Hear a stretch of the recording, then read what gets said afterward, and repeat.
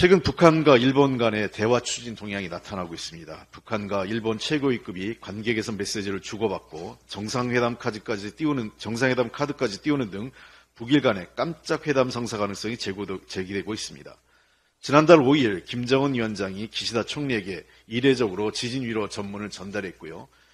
이것을 바탕으로 지난 2월 9일 기시다 총리가 구체적으로 여러 활동을 하고 있다면서 작금의 북일 관계 현상에 비춰 대담하게 현상을 바꿔야 필요성을 느낀다라고 언급을 했습니다. 또 이에 대한 화답으로 2월 15일 김여정 북한 노동당 부부장이 두 나라가 얼마든지 새로운 미래를 함께 열어나갈 수 있다. 기시다 수상이 평양을 방문하는 날이 올 수도 있다라고 했습니다. 이에 대해 미국도 지난 15일 북일 간 관계 개선 움직임을 공개적으로 지지했습니다. 정박 미 국무부 동아시아 태평양 담당 부차관보가 북한과 대화와 외교의 중요성을 강조하면서 사실상 지지한다는 입장을 밝힌 것입니다. 우크라이나 전쟁, 하마스 사태 등에 이어 또 다른 제3의 전쟁터를 만들고 싶지 않은 바이든 정부의 전략적 판단이 작용한 것 같습니다. 한반도 정세 관리를 위해 대북 강경도 일변도보다는 일본을 활용하는 것이 더 좋지 않는가 하는 분석이 일본 내에서도 제기되고 있는 것입니다. 기시다 총리는 3월 20일 예정된 방안을 통해 북일 대화에 대한 한국 정부의 지지 혹은 묵인을 4월 10일 전후로 예정된 미국 국빈 방문에서는 미국의 지지를 얻어서 본격적인 북한과의 접촉 대화를 추진할 가능성이 점쳐지고 있습니다.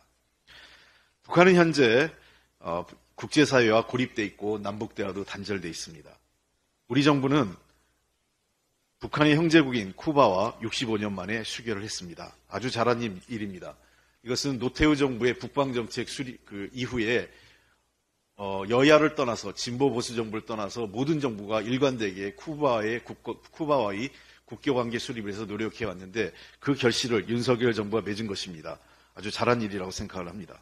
북한의 적대국인 쿠바와 우리가 손잡은 것입니다. 마찬가지로 정부는 북한과 일본과의 대화를 적극적으로 지지하고 환영해야 됩니다. 우리 민주당은 남북대화는 못하고 일본과 북한이 대화하는 것에 대해서 정부가 패싱당했다. 그러한 지적하지 않겠습니다. 가장 중요한 것은 한반도의 평화와 안정 그리고 북한을 국제사회의 대화의 장으로 이끌어내는 것입니다.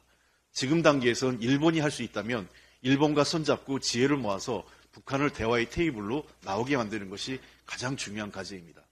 저는 윤석열 정부가 일본과 협력해서 북한을 대화의 테이블로 끌고 나오는 것이 중요하다고 생각합니다. 북일 관계의 개선은 궁극적으로 남북관계 그리고 한반도 평화에도 좋은 영향을 줄 것으로 생각을 합니다. 정부가 눈앞에 북한을 고립시키거나 또는 북한을 압박하기 위한 수단으로 북일 관계에 어깃장을 놓기보다는 북일 관계를 지렛대 삼아서 남북관계와 한반도의 미래를 열기 위한 전략적 수단으로 판단하는 것이 좋다 이렇게 생각을 합니다. 더불어민주당은 이에 대해서도 정부와 적극적으로 협조할 생각이 있습니다. 정부에 대해서 남북대화를 못하는데 일본은 대화한다 이런 식의 비판하지 않겠습니다. 윤석열 정부도 전략적 판단을 해주시기 바랍니다. 이상입니다.